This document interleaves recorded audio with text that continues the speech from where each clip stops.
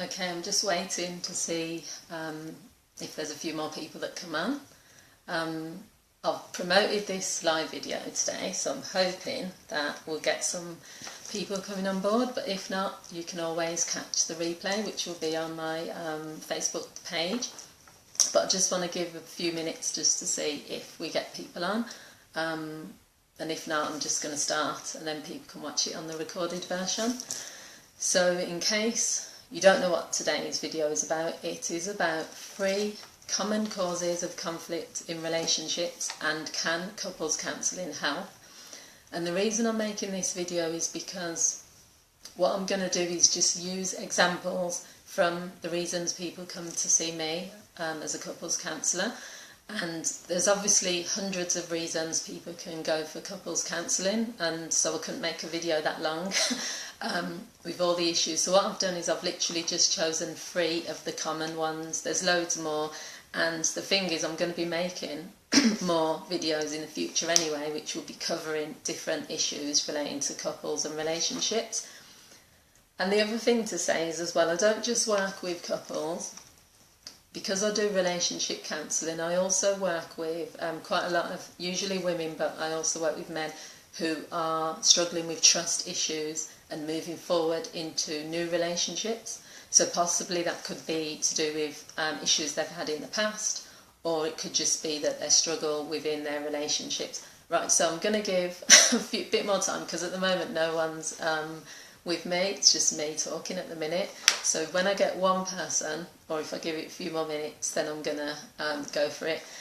Usually what happens anyway, or I've noticed with these live videos, is after I've probably been talking for 10-15 minutes, I get towards the end and then lots of people start coming on. But what I think I'll do is I'll just get started, and then when people join me, then you can go from there. And also, as with all of my videos, don't feel that you have to put your name out there, or you have to, say anything. If you just want to watch, that's fine. And also, because all these topics are sensitive topics, when it's counselling issues, you might not feel comfortable about talking about, these issues, so that's fine as well. You can just watch. Okay, so I'm going to get started because it's, what time is it? It's only 4 minutes after the time, but I'm going to get started anyway because people are probably thinking, well, she said 2:30.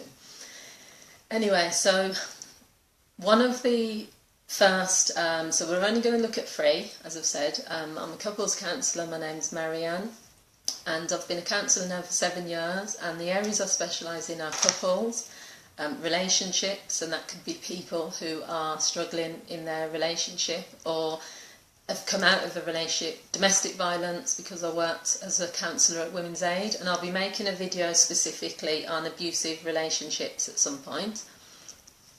Also, depression. I work with individuals with depression because I've got experience in that area, and individuals with stress.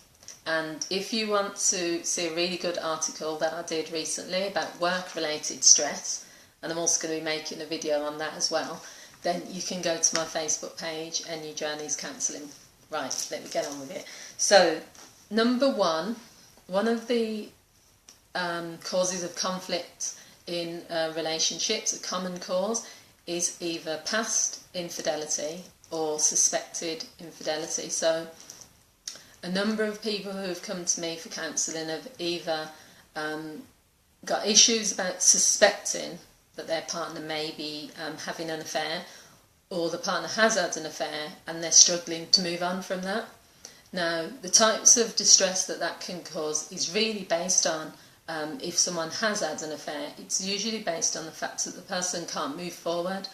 And some of the things that they might be feeling are continuously thinking about the past and what's happened, not being able to move forward from it, comparing themselves, saying things like, will it happen again, thinking that they don't feel worthy enough. There's so many issues that are wrapped up in this. And so how can couples counselling help with that? Well, one of the things that I tend to do is I do work with couples as a unit, but then the other thing that I do as well is sometimes I work with each couples separately, each person separately within that couple. So I'll do some of the sessions together, I'll do majority of the sessions together, because for couples counselling you have to be able to sit in that room and hear each other, and you have to have the option of getting the solutions for both of you, because you are a couple. That's the whole point of couples counselling. But then there are going to be times where maybe you need to work with one person separately, and that would be in a case where maybe you're trying to move forward, but this affair, whether it happened 10 years ago, whether it happened weeks ago, it's just getting in the way because that person cannot move forward.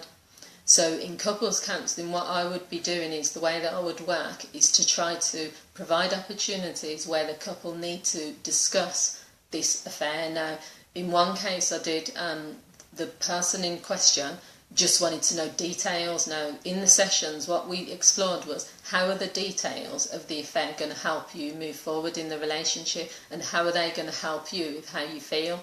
You already feel bad about what happened, so hearing more details, how is that going to make you feel better? It's probably going to make you feel worse. But at the same time, that's what she needed, that's what she wanted to know. So we came up with a compromise, and the compromise was, they would put a specific time limit on what they were going to discuss, and the lady was going to be given, she could ask as many questions as she likes within that time scale, and then once they'd had that conversation and that has been discussed, then it needs to be put to bed.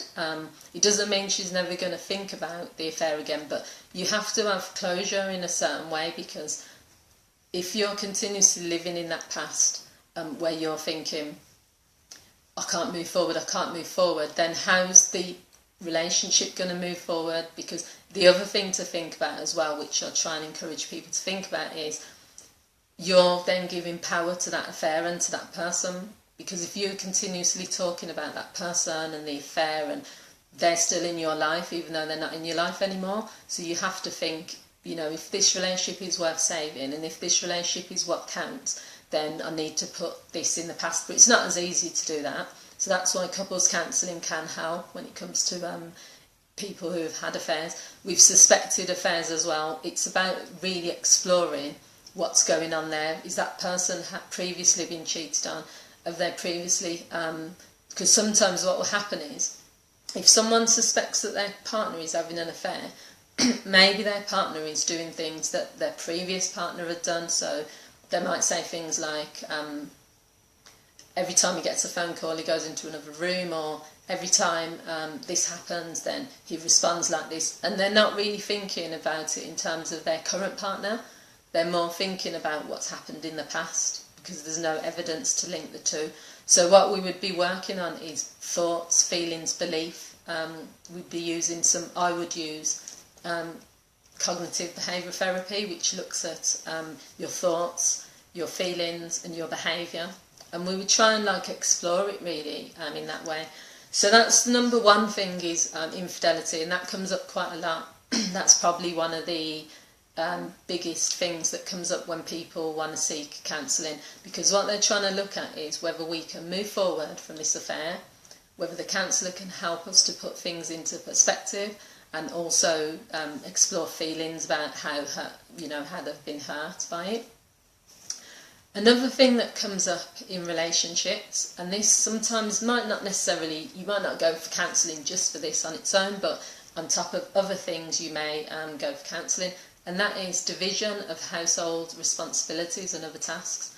So for some people, it's always going to be an issue, division of labour and division of who does the childcare, who does the housework, who does this, who does that. One thing what I would say is that maybe that is something to discuss even before you kind of enter into the serious relationship with someone, because if you've never had that discussion about responsibilities or who's going to take what role, then you're just going to sort of be getting into the serious relationship or marriage, and then it's never been discussed, so then neither of you know where you stand with it. So an example is, for me as a person, I already know that sometimes I've lived with 4 brothers, so I know that men can be messy, Also, in our household growing up, we had specific roles. So the girls in the house did do, like, you know, the traditional roles, washing up, the cooking, the cleaning. It wasn't anything that I was bothered about anyway. And what I would say is that my brothers are still people who will fix the car, they'll do the gardening, they'll do that DIY stuff. I might call on them sometimes. I'm happy with that if I get into a relationship. I'm happy with traditional roles, and I'm not going to be someone that is going to be always asking my partner to do the washing up. In the same way that if I had a problem with my car, I'd probably ask him. You need to but when you're in a relationship and then those things are really bothering you, you know, your partner never picks up the clothes around the house, you're always doing everything with the kids. You know, I've had people who've come to me for counselling because they're at the end of their tether with it. It's deeper than that. It's not really about the housework. What it's really about is that person doesn't feel that their partner appreciates them or respects them or loves them. That's their feeling that they have, because they think, well, if he cared about me, or if she really was bothered, then she would help more. You know, she would help me with the cooking, she would help me with the cleaning, she'd help with childcare. So that's really what they're saying. So in therapy, you would get to the root of what the issue is. The issue is never what's on the surface level. The issue within counselling and therapy, the issue is never what people are just saying. It's deeper than that, and that's what I would do as a therapist, try to go deeper. You know, what does it mean to you when he doesn't pick up his clothes off the floor? You know, why is that a big deal to you? You know, what's going on there? What's going on within the relationship? What are the other things? So then that's the sort of thing you would explore within counselling. It's not going to just be about sort of division of labour. There's probably other things going on. So that's why, excuse me, counselling can help. I'm just going to have a drink. Now the third thing that comes up, and as I've said, these are not exhaustive issues. There are loads of issues that come up, and I'm going to do some. One of the ones I'm going to be making, one of the videos I'm going to be making soon, is about problems with in-laws, for example. That comes up a lot. I have had people come for counselling for that, when they don't get on with in-laws and the in-laws are kind of encroaching on the relationship.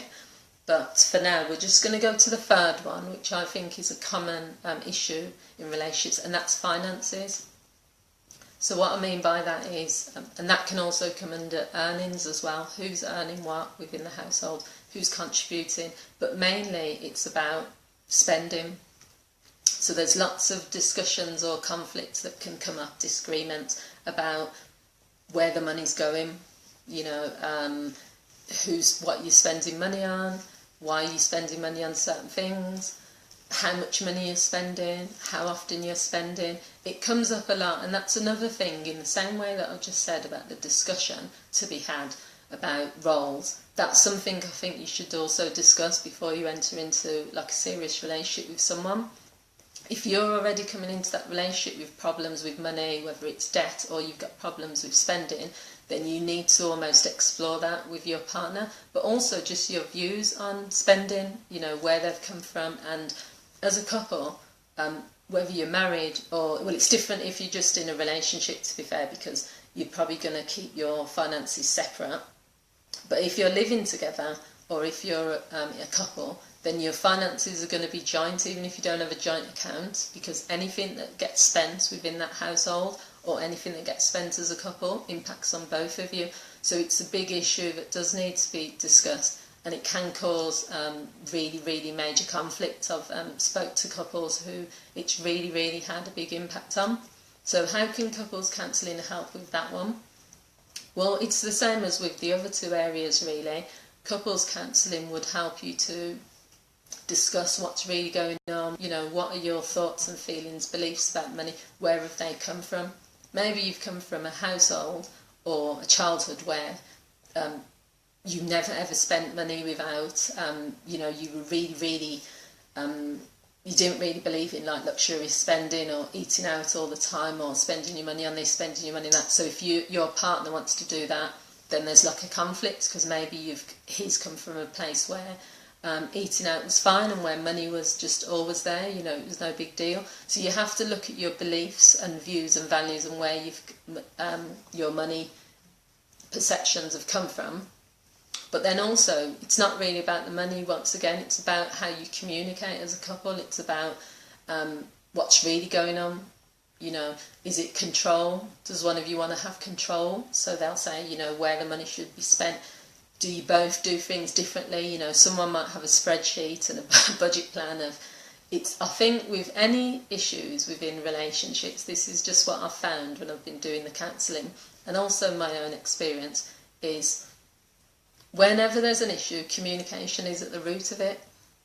Communication and perception. So if you've got two people who don't communicate, or they're communicating a different language, they're speaking the same language but they're just not hearing each other, so it's like a different language. Or if you've got different perceptions, so one person views something one way, one person views it the other way, then that's where you get conflict.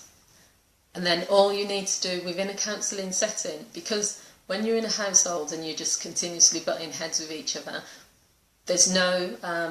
sometimes someone wants to be right and that person's going to carry on with their view until they get the other person to agree with them. Within a counselling scenario, you've got a person like myself I'm neutral, because I don't have a relationship with either of you. It's not in my best interest to take sides. I'm there to facilitate, you know, to mediate. So that's one of the positive things about couples counselling. Also, I'm there to find solutions to help you both. And then also, it just gives you space without distractions. There's no TV, there's no children there, there's no phone going. It's just you two and the counsellor. And so I think that's why couples counselling can help with these 3 issues that I've mentioned, but it can also help with other issues. So I think I'll leave it there, because I'm sure it's gone over. Yeah, it's gone like 20 minutes. And so thank you for watching, everyone that's tuned in. You can also see the replay. And if you are someone that's a couple and needs couples counselling, I'm going to be doing a Facebook campaign soon, so you'll be able to see that video which talks a little bit more about how I work. But in the meantime, you can send me a message via my Facebook page, NU Journeys Counselling. You can also email me at nujourneys.co.uk. nujourneys@yahoo.com. My website is down at the minute, so you won't be able to contact me that way. And all my other details are also on my YouTube channel, NU Journeys Counselling. So thank you everyone for watching, and I hope you enjoy the rest of your day. Bye.